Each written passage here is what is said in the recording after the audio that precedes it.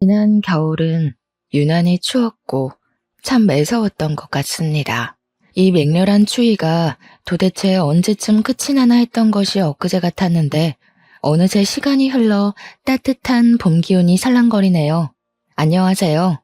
저는 서울에서 떡집을 혼자 운영하는 33살의 여성입니다.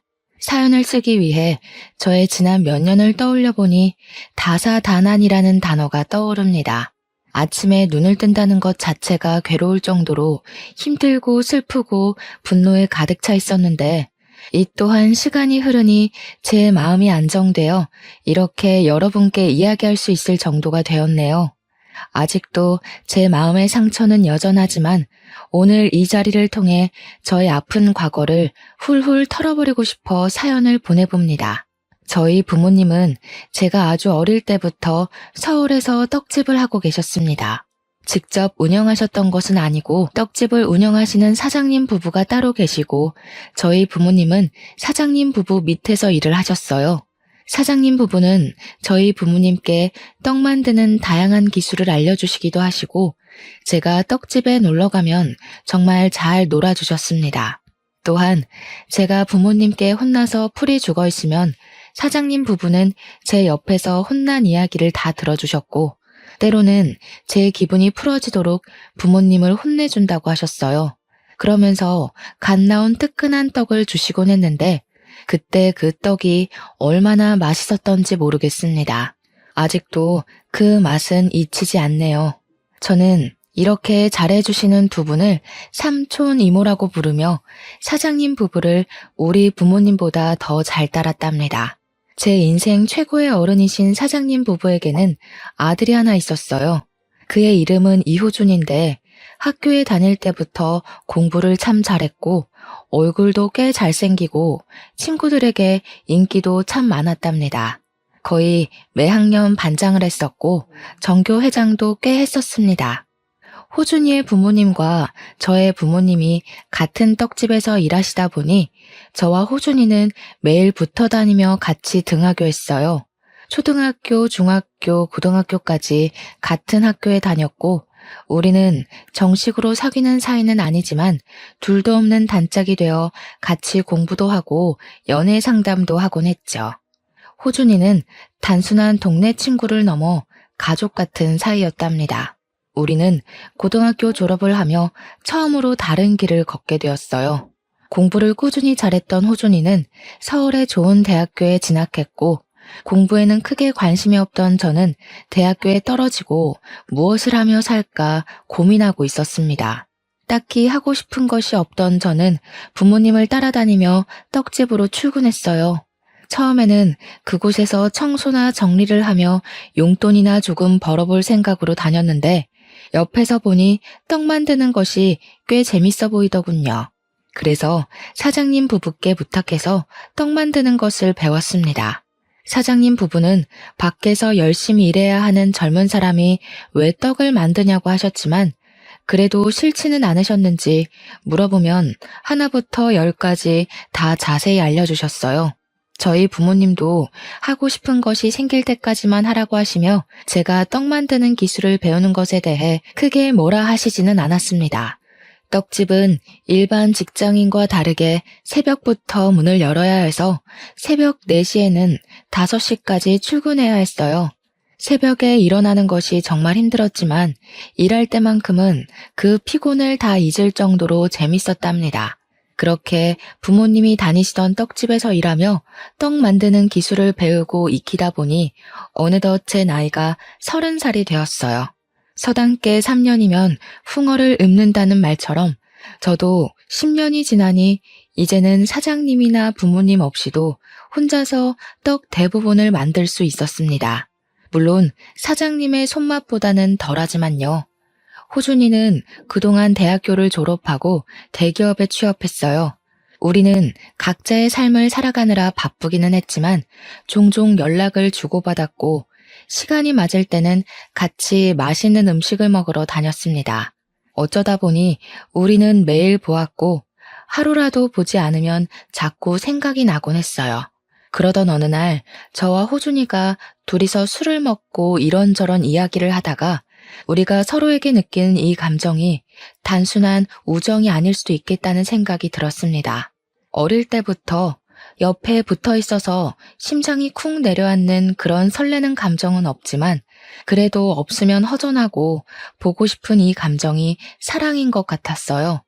호준이 역시 저와 같은 마음이었고 그때부터 우리는 연인이 되었습니다.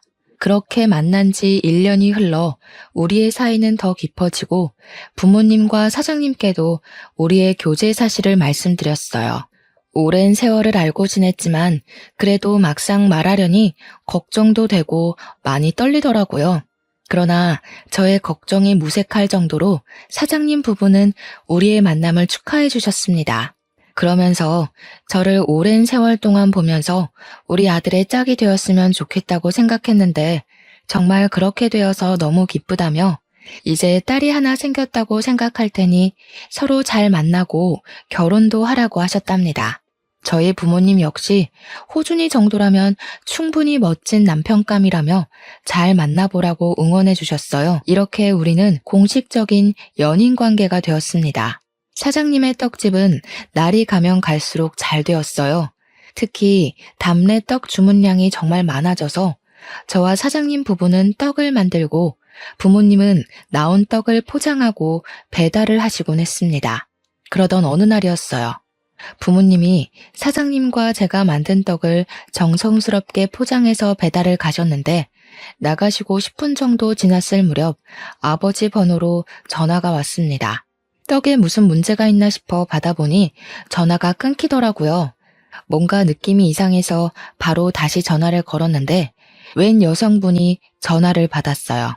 그 여성분은 자신은 구급대원이라고 하며 부모님이 타시던 자동차를 화물차가 들이받아 크게 다치셔서 지금 근처 대형 병원으로 이송 중이신 것입니다. 저와 사장님은 바로 부모님이 계시는 병원으로 달려갔어요. 응급실에 가보니 아버지는 아주 힘겹게 마지막 숨을 이어가고 계셨고 어머니는 이미 돌아가신 상태였습니다. 저는 그 모습을 보고 충격을 받아 다리에 힘이 풀려 주저앉았고 아버지는 사장님의 손을 잡고 힘겹게 무슨 말씀을 하신 뒤 다시는 눈을 뜨지 못하셨어요. 이렇게 저와 부모님은 하루아침에 어이없는 사고로 영원한 이별을 하게 되었습니다. 사장님 부부와 호준이의 도움으로 부모님의 장례식을 무사히 마치고 저는 이제는 부모님이 계시지 않는 떡집으로 출근했어요. 사장님 부부는 괜히 무리하지 말고 조금 쉬다 오라고 했지만 가만히 있으면 더 슬프고 자꾸 부모님이 생각나서 일에만 미쳐서 살았습니다. 그렇게 한 달 정도가 지났어요. 사장님이 진지하게 할 말이 있다고 하며 오늘은 일찍 가게 문을 닫고 호준이까지 불러서 다 같이 저녁을 먹자고 하셨습니다. 사장님은 그날 가게 문을 일찍 닫고 근처에 꽤 비싼 한정식 집을 가셨어요. 오랜 세월을 알고 지냈지만 같이 이런 곳을 와본 적이 없어서 도대체 무슨 말씀을 하시려고 이런 곳까지 오시나 궁금했습니다. 자리를 잡고 앉아있는데 호준이가 들어오고 사장님은 비싼 코스 메뉴를 주문하셨어요. 그러고 나서 아주 조심스럽게 저와 호준이가 아직도 잘 만나고 있는지 물어보셨습니다. 우리는 가끔 다투기는 해도 아직 잘 만나고 있다고 말씀드렸더니 사장님께서 대뜸 둘이 결혼을 하는 것이 어떠냐고 하셨어요. 갑작스러운 사장님의 말씀에 당황스러워서 우리가 아무 말도 하지 못하고 있었습니다. 호준이가 갑자기 웬 결혼이냐고 물으니 사실 제 아버지가 사고로 돌아가시기 직전 우리 딸 지혜를 잘 부탁드린다고 말씀하시고 숨을 거두셨대요. 그 뒤로 사장님은 어떻게 해야 아버지의 유언을 들어줄 수 있을까 생각해봤는데 아무리 생각해도 저를 며느리로 드리는 것이 제일 나은 방법인 것 같았답니다. 그러면서 둘이 마음만 잘 맞고 괜찮다면 얼른 결혼하면 좋겠는데 우리 둘의 생각은 어떠한지 물으셨어요. 호준이는 어차피 결혼할 생각이 아예 없는 것도 아니었으니 결혼을 하겠다고 했고 저 역시 호준이와 같은 생각이었습니다. 저와 호준이가 결혼하겠다는 의사를 밝히자 사장님은 잘 생각했다고 하시며 아주 좋아하셨어요. 그러면서 예물이나 예단 헌수 같은 것은 하지 말고 신혼집이나 살림살이는 사장님께서 다 마련할 테니 둘이 살림만 합치라고 하셨습니다. 그 뒤로 우리의 결혼은 아주 빠르게 진행되어 말이 나온 지 한 달 만에 정식 부부가 되었고, 어린 시절부터 저의 최고의 어른이었던 사장님 부부는 이제 시부모님이 되었답니다. 시부모님은 저를 정말 딸처럼 생각하셨어요. 시댁에 가서 음식을 먹을 때 해산물을 좋아하는 남편보다는 고기를 좋아하는 제 위주로 음식을 해주셨고, 시댁에서 설거지조차도 한 번을 해본 적이 없었습니다. 저를 위해 음식을 차려주셨으니 설거지를 하려고 해도 시부모님은 새벽부터 떡집에서도 일하고 집에서도 자기 아들 밥을 차리고 설거지 매일 할 텐데 무슨 시댁에 와서도 설거지냐고 하시며 절대 못하게 하셨어요. 또한 다 같이 TV를 보다가 뭐가 맛있어 보인다고 하면 다음날 아니면 다음 주에라도 반드시 음식을 사오시거나 만들어주셔서 시부모님 앞에서는 맛있겠다는 말도 함부로 하지 못했답니다. 우리가 밖에 나가면 사람들은 다들 저를 시부모님의 친딸로 보았어요. 저는 그런 시부모님을 보면 꼭 돌아가신 부모님이 다시 살아서 오신 것 같았고, 많이 부족한 저를 진짜 딸처럼 잘 챙겨주시는 시부모님을 친부모님처럼 모시고 살아야겠다고 다짐했습니다. 남편 역시 저에게 너무 잘해주었어요. 아주 어린 시절부터 만나 설레는 감정은 없지만 남편이 퇴근하고 나서 집에 같이 있으면 편하고 참 재밌었습니다. 그런데 어느 날부턴가 남편의 표정이 점점 어두워지고 잠도 잘 못 자는 것 같았어요. 무슨 일이 있냐고 물으니 회사에 팀장님이 새로 오셨는데 남편과 너무 맞지 않는다는 것입니다. 사소한 일로 매일 혼내고 사람들 앞에서 인격 무시하는 발언까지 한다며 자존심이 너무 상해서 관두고 싶다고 했어요.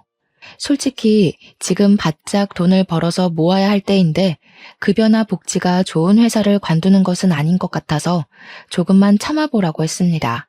그랬더니 남편은 저에게 회사 생활을 한 번도 해보지 않은 사람이 사람으로 인해 스트레스 받는 이 기분을 어떻게 알겠냐고 하며 은근히 저를 무시하더라고요.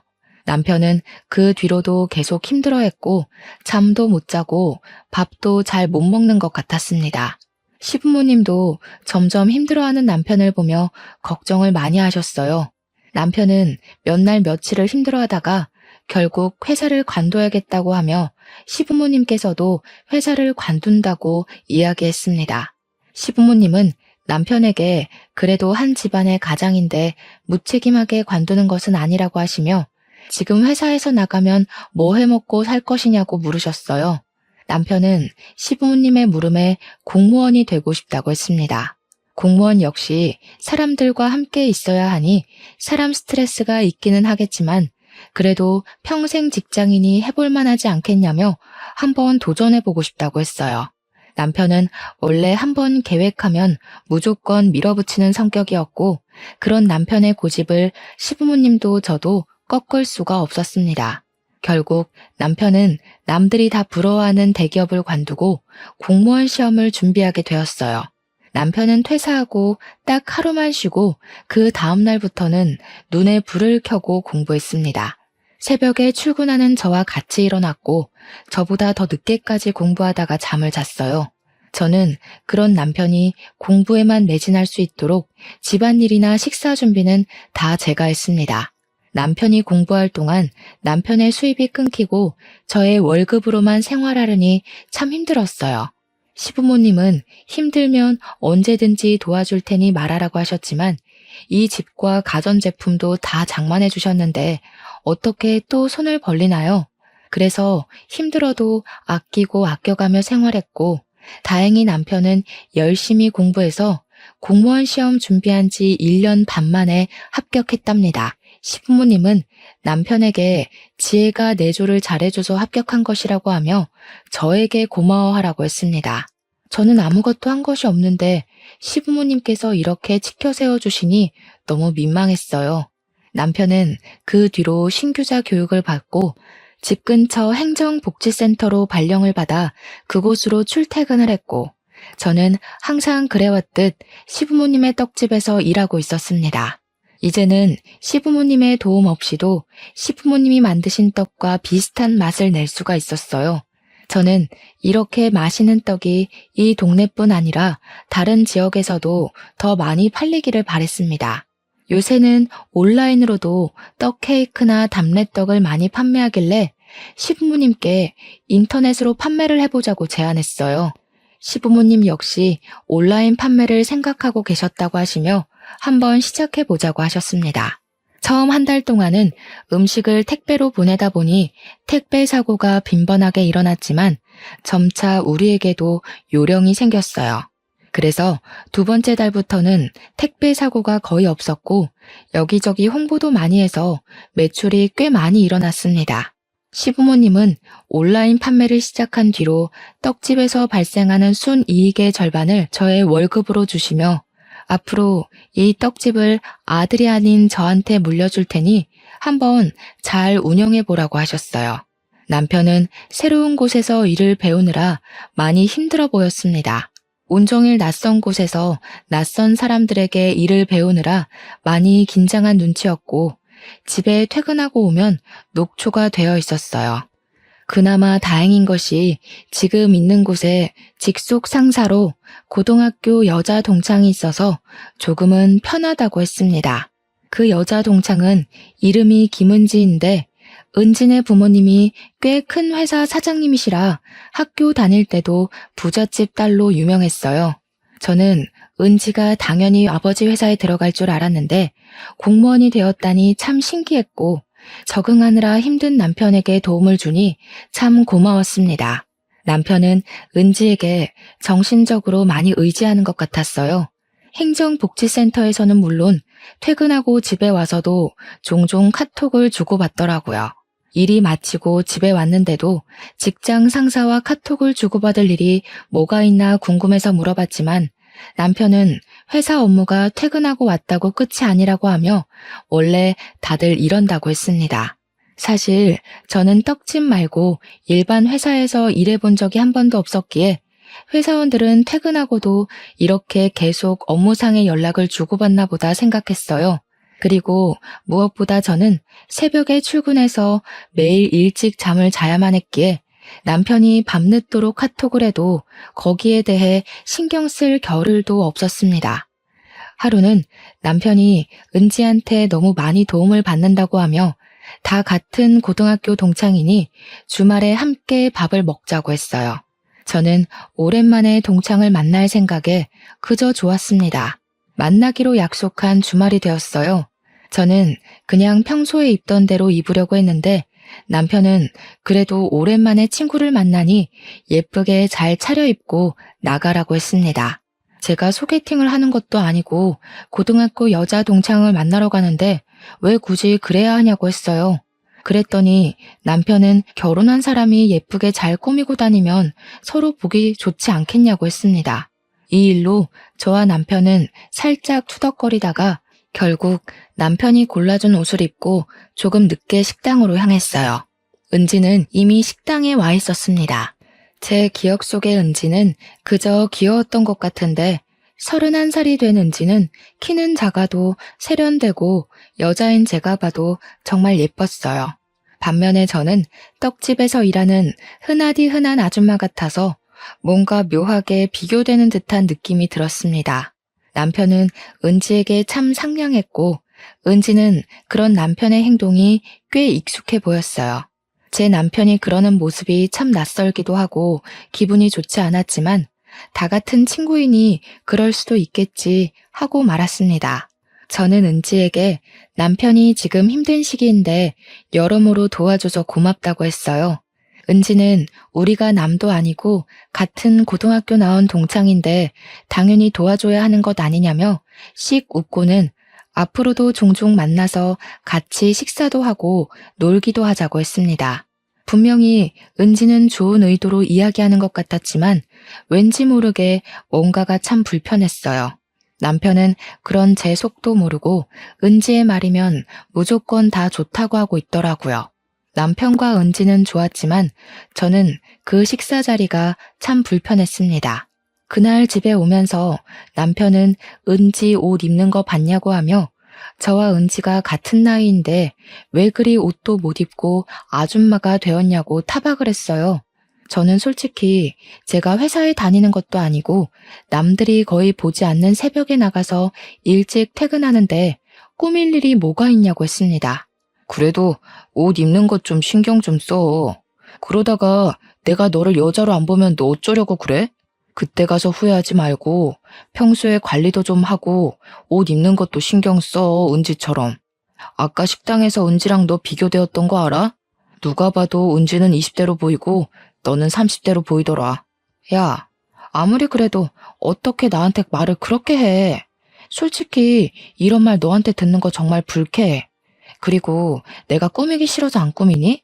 네가 잘 다니던 회사 관두고 공무원 시험 본다고 하며 수입이 없는 바람에 아껴 쓰느라 꾸밀 수도 없었잖아. 넌 어떻게 말을 그렇게 하냐? 하긴 너같이 고졸의 떡집에서만 일하던 애가 사회생활이 힘든지 어떤지 어떻게 알겠어. 그리고 솔직히 말해서 너 같은 애가 나같이 좋은 대학교 나오고 공무원 남편 어디서 구할 수 있을 것 같아? 부모님이 한순간에 돌아가셔서 불쌍해서 결혼해줬더니만 어디에서 지금 큰 소리야? 저는 남편의 말에 크게 상처를 받았고 그날 집에 들어와서까지 싸웠고 돌아가신 부모님 생각이 나서 펑펑 울었어요. 다음 날 전날 밤에 우는 바람에 눈이 팅팅 부은 채로 떡집에 출근했습니다. 눈도 붓고 잠도 거의 못 잔 채로 출근한 저를 본 시부모님은 무슨 일이 있었냐고 걱정하셨어요. 저는 말을 하지 않으려 했지만 시부모님이 너무 걱정하시고 자꾸 물어보셔서 어쩔 수 없이 어제 있던 일을 다 말씀드렸습니다. 시부모님은 어떻게 자기 부인한테 그런 말을 할 수가 있냐며 크게 화를 내셨고 결국 그날 저녁 남편은 퇴근하자마자 떡집으로 불려와 호되게 혼이 났어요. 남편은 저에게 말로는 미안하다고 했지만 얼굴은 전혀 미안한 표정이 아니었습니다. 그 뒤로 저와 남편은 이전과는 다르게 어색해지고 집에서도 딱 필요한 말 아니면 굳이 다른 말은 하지도 않았답니다. 남편이 공무원이 된 지 2달째 되었을 때였어요. 남편 부서의 회식과 일이 많아져서 저녁을 매일 밖에서 먹었고 일주일에 1번에서 2번은 밤늦게까지 술을 먹고 들어왔습니다. 그리고 주말에는 갑자기 상갓집이나 결혼식에 갈 일이 많았는데 꼭 혼자서만 다녔어요. 솔직히 새벽부터 떡집에서 일하고 퇴근하고 와서 남편의 저녁상을 차리느라 힘들기는 했지만 막상 매일 저녁을 밖에서 먹고 들어오니 왠지 모르게 씁쓸했습니다. 우리가 서로 안 지 오래되기는 했지만 지금 신혼이잖아요. 그런데 남편은 항상 밖으로만 다니고 저는 집에만 있으니 결혼해도 외로웠고 항상 혼자만 있는 기분이었습니다. 시부모님은 이런 우리의 모습을 보며 걱정을 하셨고 남편만 따로 불러서 저한테 잘해주라고 말씀하셨지만 여전히 남편은 밖으로만 돌아다녔어요. 그러던 어느 날이었습니다. 떡집에서 퇴근하고 집에 오다가 옆집에 사는 언니를 만났어요. 이 언니는 처음에 여기로 이사 오면서 우연히 알게 되었는데 저보다 나이는 3살이 많고 혼자 살고 있었습니다. 언니가 저에게 그동안 잘 지냈냐고 하며 신혼인데 남편이랑 사이는 어떠냐고 물어봤어요. 저는 남편이 일 때문에 바빠서 얼굴도 잘 보지 못한다고 했습니다. 언니는 저의 이야기에 심각한 표정을 지으며 사실 언니가 요새 저녁에 시내의 음식점에서 아르바이트 하는데 남편이 다른 여자와 시내를 다니는 것을 몇 번이나 봤다는 거예요.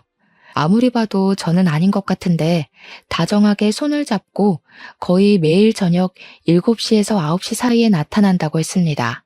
그러면서 언니는 솔직히 이 말을 할지 말지 많이 고민했지만 그래도 말은 해야 할 것 같다는 생각에 조심스럽게 말한다고 했어요. 제가 어제도 봤냐고 했더니 어제는 7시 정도에 시내에서 팔짱 끼고 걸어 다니는 것을 봤다고 했습니다. 그러면서 혹시나 해서 사진을 찍었다며 언니가 찍은 사진을 보여줬는데 보니까 남편과 은지가 팔짱을 끼고 누가 봐도 연인처럼 걸어 다니고 있었어요. 그 전날에도 사진을 찍었는데 역시나 남편과 은지였습니다. 저는 일단 언니에게 그 사진을 받은 후 집에 들어가서 남편에게 전화했지만 받지 않았어요. 의심은 가는데 전화는 받지 않으니 화가 잔뜩 난 저는 남편이 전화를 받을 때까지 계속 전화를 했습니다. 한 5번 정도 전화를 하니 그제야 남편이 전화를 받았고 바쁜데 왜 이리 전화질이냐고 짜증을 냈어요. 저는 당장 따지려다가 일하고 있으니 참고 오늘 반드시 해야 할 말이 있으니 퇴근하면 바로 들어오라고 했습니다. 남편은 겨우 그 말 하려고 전화했냐고 하며 그냥 전화를 끊어버렸어요.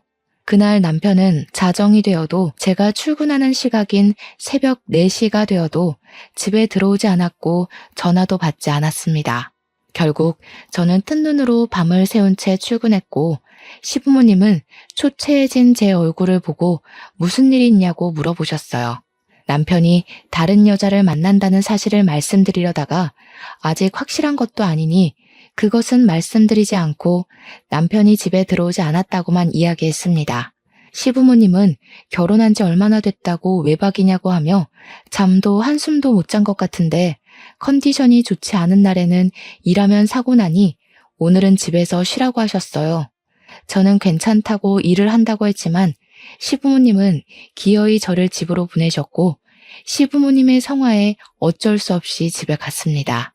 그런데 현관문을 열고 들어가니 뭔가 이상했어요. 저는 분명히 불을 다 끄고 나왔는데 집안 불이 다 켜져 있었어요. 게다가 현관에는 남편의 신발과 웬 여자의 신발이 나란히 놓여 있더라고요. 저는 설마 하는 마음으로 집에 들어갔습니다.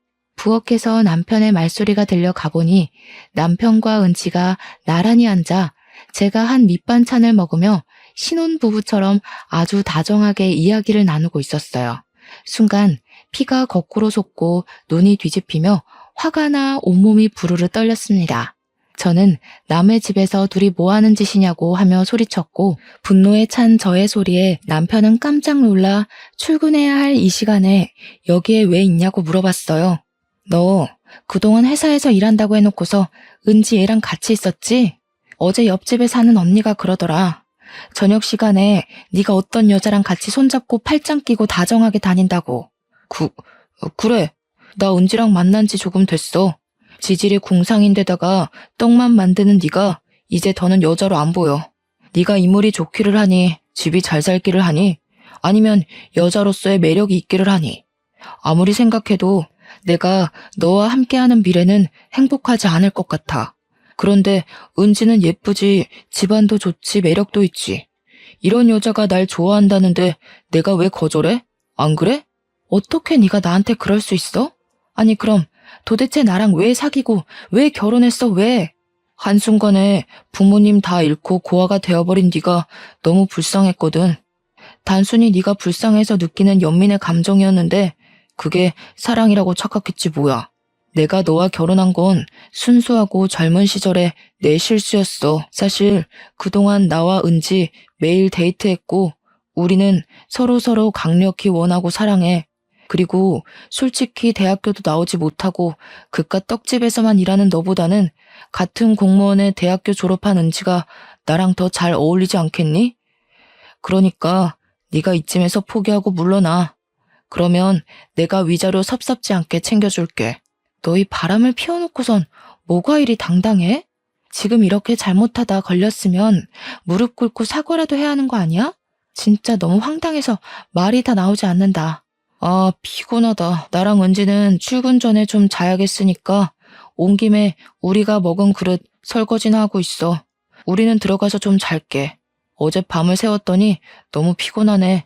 남편은 은지를 데리고 큰 방으로 들어가 문을 잠가버렸습니다. 저는 한순간에 동창에게 부부 침실을 빼앗긴 이 상황이 너무 황당해서 그대로 멍하게 있다가 구역질이 날 것 같아 집을 뛰쳐나갔어요. 밖은 아직 어두웠고 공기는 무척 차가웠습니다. 차가운 공기를 가로지르며 넋이 나가 걷고 또 걸었어요. 한참을 멍한 상태로 걷다가 정신 차리고 보니 떡집 앞이었습니다. 시부모님은 떡집에서 일하시다가 정신이 나간 채로 문 앞에 있는 저를 발견하시고는 깜짝 놀라셨어요. 시어머니는 일하시다가 말고 나오셔서 도대체 둘이 무슨 일이 있는 것이냐고 물으셨습니다. 저를 걱정스럽게 보시는 시부모님의 얼굴을 보니 갑자기 눈물이 왈칵 나더니 어린아이처럼 대성통곡을 했어요. 어머니는 그런 저에게 아무것도 묻지 않고 그저 어깨를 토닥이시며 안아주셨고 저는 따뜻한 어머니의 품 안에서 한참을 울었습니다. 저의 울음이 어느 정도 그쳐지고 진정되자 어머니는 도대체 무슨 일이 있는 것이냐고 물어보셨어요. 저는 그동안 남편이 집에 매일 늦게 들어왔던 것부터 조금 전에 제가 집에서 보고 들은 이야기까지 하나도 빠짐없이 다 말씀드렸더니 나의 이야기를 들으시던 시아버지는 처음에는 욕을 하시다가 지금 신혼집 안방에서 둘이 같이 누워있다는 이야기를 들으시고는 작동하던 모든 기계를 다 꺼버리셨어요. 그러고서는 오늘은 장사하지 않는다고 하시며 가게 문을 닫으시고는 바로 우리 집으로 향했습니다.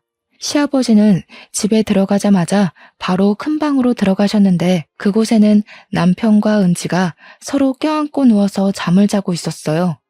시끄러운 소리에 남편이 눈을 뜨고 이어서 은지가 눈을 떴는데 저와 시부모님이 앞에 있자 깜짝 놀라더라고요. 아버지는 화가 잔뜩 나셔서는 남편을 그야말로 개패듯이 때렸습니다. 내가 너를 이렇게 가르쳤냐? 어떻게 너 하나만 보고 결혼한 지혜를 이렇게 배신할 수가 있어? 네가 그러고도 사람이야? 이 얼빠진 놈아. 아버지, 그만 좀 때리세요. 아버지가 이러셔도 저 어쩔 수 없어요. 제가 진짜 사랑하는 사람이 은지인데 어쩌라고요. 이놈의 자식이 뭘 잘했다고 지금 눈 똑바로 뜨고 말댔구야? 이런 놈은 더 맞아야 해. 맞아야 정신을 차리지. 시아버지는 남편을 사정없이 때렸습니다. 사실 시아버지가 학창시절에 핸드볼 선수여서 손이 꽤 크시고 힘도 정말 세셔서 남편이 맞을 때마다 소리가 엄청났어요. 많이 아플 텐데도 남편은 아버지와 제게 절대 잘못했다는 이야기는 하지 않았습니다. 아버님, 그만하세요. 이러다가 호준이가 죽겠어요. 정말 아들이 죽을 때까지 때리실 작정이세요? 이게 뭘 잘했다고 큰 소리야? 납작 엎드려서 죄송하다고 싹싹 빌어도 모자랄 판국에 당장 이 집에서 나가. 여기가 어디라고 남의 부부 침실에 함부로 기어들어와서는 어디서 이래라 저래라야? 뻔뻔한 년 같으니라고. 전 못 나갑니다. 호준이랑 여기서 같이 나갈 거예요. 두 분이 아무리 뭐라고 하셔도 저와 호준이는 영원히 사랑하고 끝까지 함께 할 겁니다. 그러니 저한테 나가라고 이야기하지 마세요. 두 분도 호준이 이제 그만 괴롭히시고요. 애초부터 사랑하지도 않은 사람이랑 결혼을 시키신 건 두 분이세요. 이것들이 정신이 나가도 단단히 나갔구나. 이 집 내가 마련한 집인 건 알지? 둘 다 당장 나가. 이호준, 이제 넌 내 아들 아니다. 나 너 호적에서 파버릴 거야. 그러니까 나가서 다시는 내 눈앞에 나타나지 마. 갈아 마셔도 시원찮을 놈들 같으니라고. 시부모님은 잘못을 인정하지 않고 오히려 당당한 남편과 은지를 집에서 내쫓아 버렸습니다. 저는 둘이 쫓겨나가는데 속이 후련하다기보다는 그저 눈물이 났어요. 도대체 이게 무슨 상황인가 싶고 왜 제게 이런 일이 생기나 싶었습니다. 시어머니는 저를 안아주시며 어깨를 토닥여 주셨고 시아버지는 둘이서 당장 갈라서라고 하셨어요. 그러시면서 호준이 저놈은 이제 아버지의 아들이 아니고 저를 딸로 생각할 테니 우리 셋이서 같이 살자고 하셨습니다. 그리고 저에게 아들을 못나게 키워서 고생시킨 것 같아 정말 미안하다고 하셨어요. 저는 시부모님의 손을 꼭 잡으며 저의 마음 알아주시고 위로해 주셔서 감사하다고 했습니다. 시부모님의 말씀에 너무 감사해서 울고 남편 때문에 화나서 울고 정말 이날은 온종일 펑펑 울기만 했네요. 시부모님은 제가 괜찮다면 일단 이 집에서 시댁에서 같이 살자고 하셨어요. 이미 남편의 마음은 되돌릴 수 없을 정도로 떠났으니 이혼해야겠다는 생각이 들어서 알겠다고 했습니다. 그 길로 저는 제 짐을 다 챙겨서 시댁으로 들어갔어요. 시어머니는 잠도 못 자고 종일 먹지도 못하는 저를 위해 정성껏 죽을 끓여주셨습니다. 솔직히 음식이 입에 들어가지는 않았지만 일단 먹고 기운 차려야 잘못한 사람에게 화도 내고 복수도 할 수 있다며 먹기 싫어도 먹으라고 하셨어요. 시부모님도 자기 아들이 이런 짓을 저질렀으니 속이 말이 아니었을 텐데 그래도 제 앞에서 아무 내색하지 않으시고 저를 걱정하시고 위해 주시니 너무 감사했네요. 시부모님은 이제부터 여기가 우리 집이라 생각하고 뭐 하려고도 생각하지 말고 편히 지내라고 하셨습니다. 저는 그런 시부모님께 너무 감사했고 이분들의 진짜 딸이 되어 평생 모시고 살겠다고 다짐했어요. 혼돈의 하루가 지나고 다음 날이 되었습니다. 잠을 설치기는 했지만 조금 쉬니 마음이 많이 진정되었어요. 시부모님은 이미 새벽에 출근하셨는데 그 와중에도 시어머니는 저의 아침상을 차려주셨습니다. 식탁 위에는 당분간 집에서 쉬며 마음을 잘 추스르라는 쪽지가 있었어요. 그 쪽지를 보고 밥상을 보니 또 눈물이 왈칵 났고 저는 울면서 어머니께서 차려주신 밥을 겨우 먹었네요. 밥을 먹고 기운이 생긴 저는 바로 이혼 서류를 작성해서 남편을 만나러 갔습니다.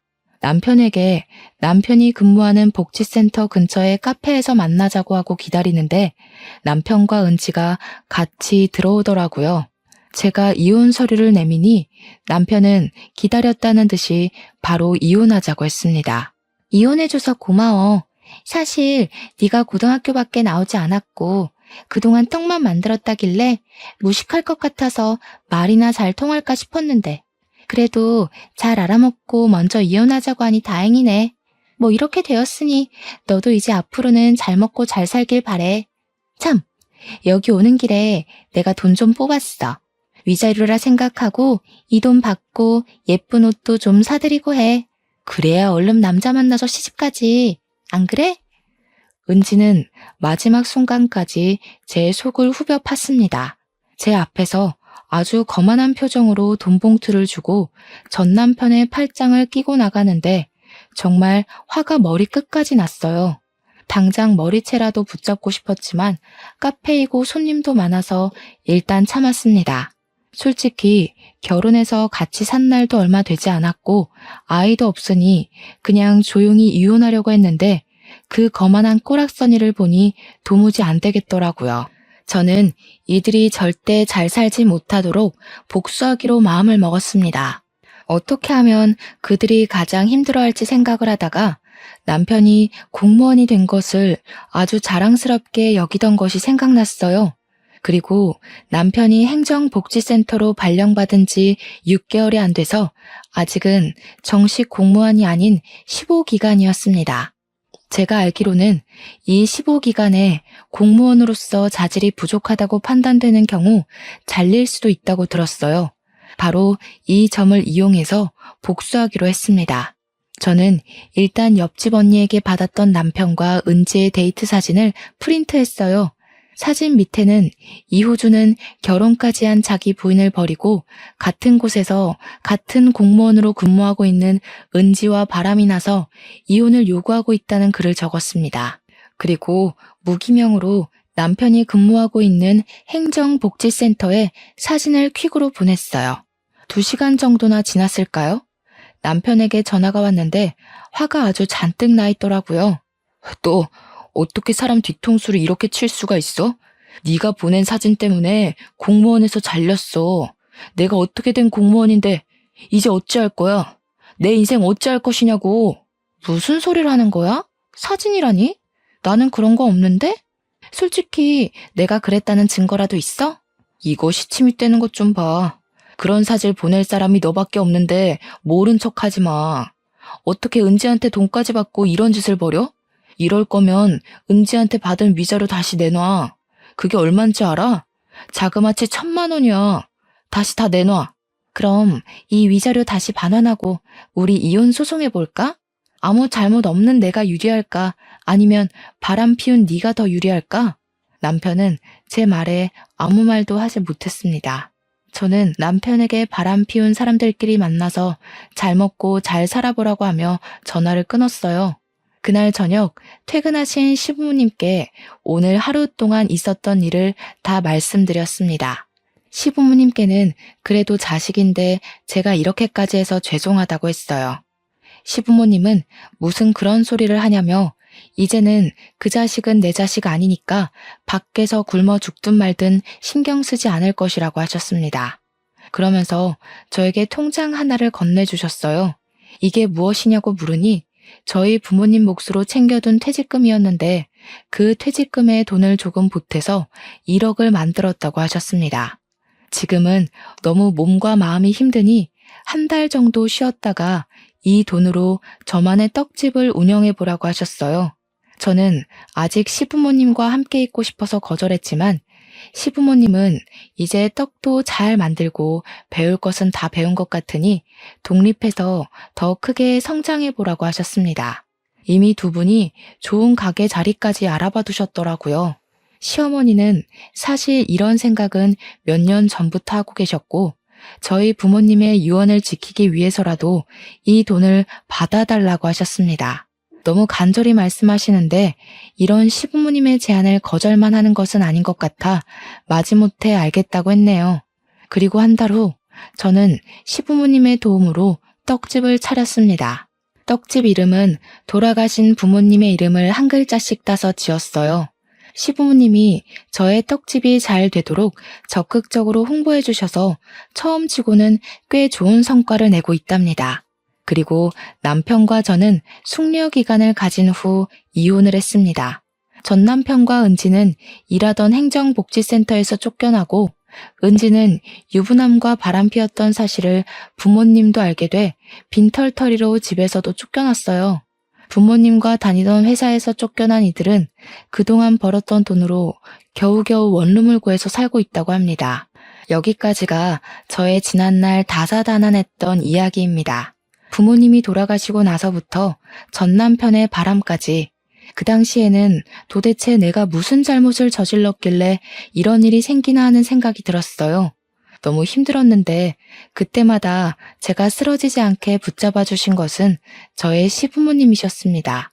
저를 끝까지 놓지 않고 돌봐주신 시부모님이 계시지 않았다면 아마 저는 이 힘듦을 이겨내지 못하고 부모님을 따라갔을 것 같아요. 저는 지금도 여전히 시부모님과 함께 살고 있습니다. 여전히 저를 딸처럼 생각하시며 설거지도 집안일도 일절시키시지 않고 정말 친딸처럼 잘 대해주시고 계세요.